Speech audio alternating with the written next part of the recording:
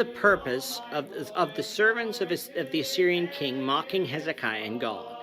This is the question we seek to answer today as we continue our verse-by-verse study of the book of 2 Chronicles on walking through the Bible. Today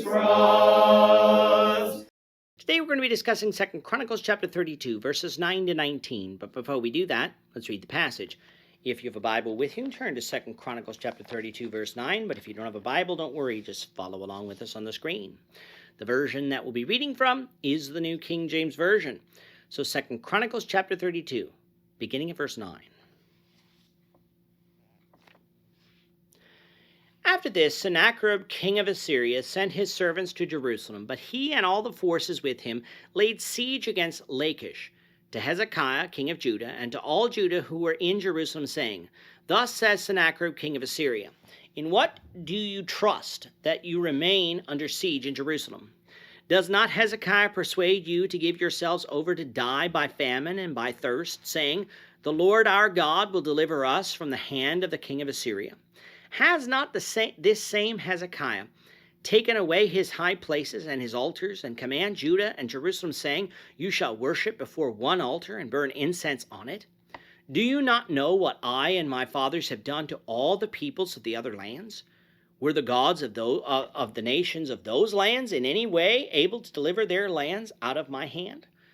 Who is there among all the gods of those nations that my fathers utterly destroyed that could deliver his people from my hand, that your God should be able to deliver you from my hand? Now therefore, do not let Hezekiah deceive you or persuade you like this, and do not believe him, for no God of any nation or kingdom was able to deliver his people from my hand or the hand of my fathers. How much less will your God deliver you from my hand? Furthermore, his servants spoke against the Lord God and against his servant Hezekiah. He also wrote letters to revile the Lord God of Israel and to speak against him, saying, As the gods of the nations of other lands have not delivered their people from my hand, so the God of Hezekiah will not deliver his people from my hand. Then they called out with a loud voice in Hebrew to the people of Jerusalem who were on the wall to frighten them and trouble them, that they might take the city. And they spoke against the God of Jerusalem as against the gods of the people of the earth, the work of men's hands. Assyria is in the process of attacking Judah, an attack which occurred during the reign of Hezekiah. Hezekiah was a righteous king in Judah. He restored the temple worship and cast off the idolatry that Judah had grown accustomed to. He got Judah to again pay closer attention to the law, including tithing and its true purpose, which was to help support the priests and Levites so that they could attend to the things of the Lord. And the Lord blessed Hezekiah for this. And yet the Assyrians chose to attack. Why? Well, for one, stupid nations sometimes do stupid things. Just because a nation attacked Israel doesn't mean God wasn't with Israel. What determined that was who won. When Israel had abandoned God or placed their trust in someone other than God, Israel lost. But when they served God, Israel won.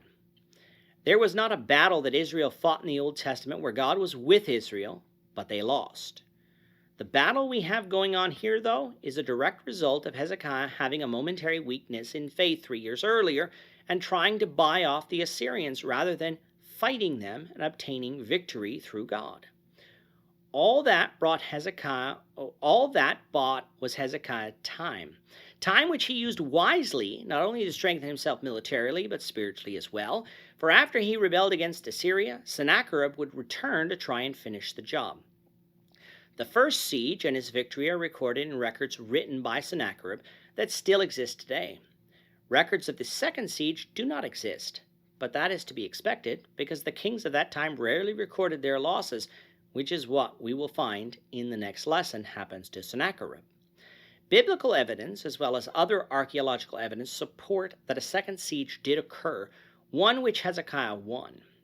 In verses 9 to 19, we have the pride of Sennacherib and his confidence of victory being relayed to us, teaching us that in fact pride does go before destruction and a haughty spirit before a fall.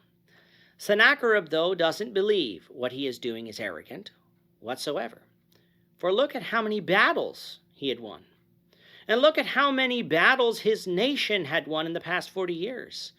Assyria during the days of Jonah wasn't a major power in the region, though its influence was growing. In the days of Sennacherib, however, it controlled much of the Levant and Mesopotamia and struck fear in those peoples who bordered it. It was the power in the region and would be such for the better part of the next century BC.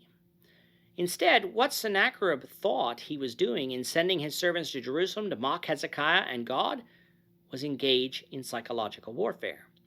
He was going to strike fear into the hearts of the people of Jerusalem, and in so doing would cause them to surrender, maybe even without conflict. And it might have worked, had it not been for the faith of Hezekiah in encouraging the people.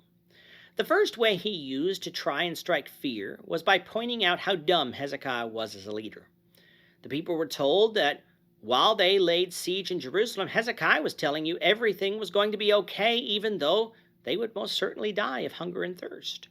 His message: what kind of a leader would lie to his people and commit them to die such a horrible death?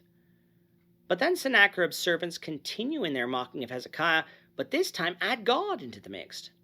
They say that Hezekiah had torn down all the high places and altars in the land, thus angering the gods of the land, which has led to the Assyrian victories.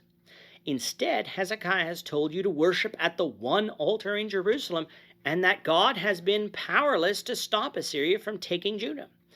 In fact, not only has this God not delivered you from Assyria, this God will never be able to deliver you from Assyria, for Assyria and her gods were more powerful, as is evident by all the military victories that they had achieved in the past.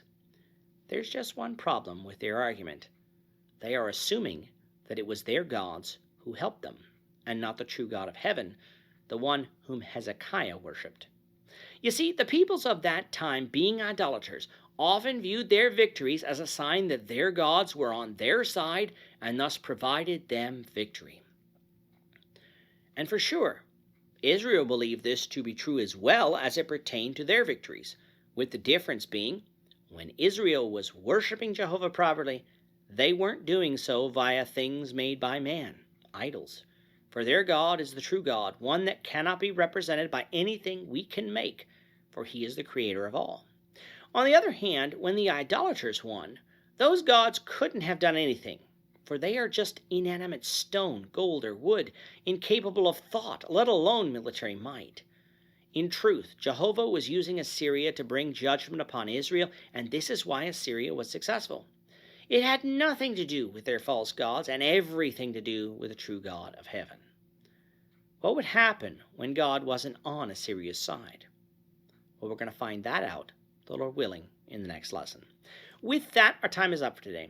The Lord willing, we hope you'll join us for tomorrow's discussion of 2 Chronicles chapter 32, verses 20 to 33, as we continue our walk through the Bible, one verse at a time. Thank you for watching today's episode.